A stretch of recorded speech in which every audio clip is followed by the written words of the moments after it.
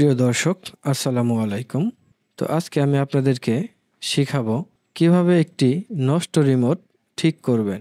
আসলে আপনার বাসাবাড়িতে যে টিভি রিমোটটি রয়েছে, তো সেখানে অনেক দিন ব্যবহার করার পর দেখা যায় যে বাটনগুলো বেশি ব্যবহার করা হয়েছে সেই বাটনগুলো পরবর্তীতে আর কাজ করতেছে না।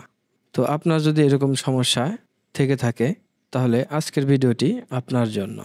তো আপনারা দেখতে পাচ্ছেন আঠা দিয়ে আমি কি যেন লাগাচ্ছি।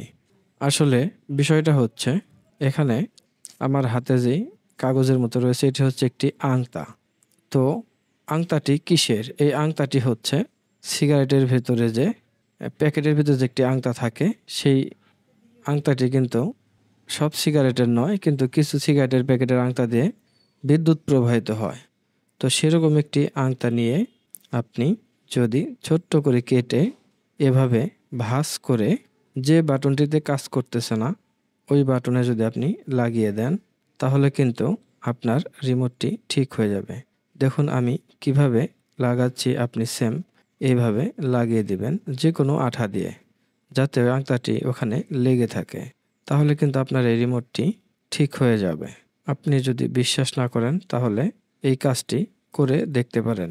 আসলে রিমোটে কাজ না করার কারণ হচ্ছে এই রিমোটের যে বাটনগুলো রয়েছে এই বাটনের ওইখানে সিলিকনের একটি প্রলেপ থাকে। তো দীর্ঘদিন ব্যবহার করার পর সেই প্রলেপটি উঠে যায় আর কাজ করে না।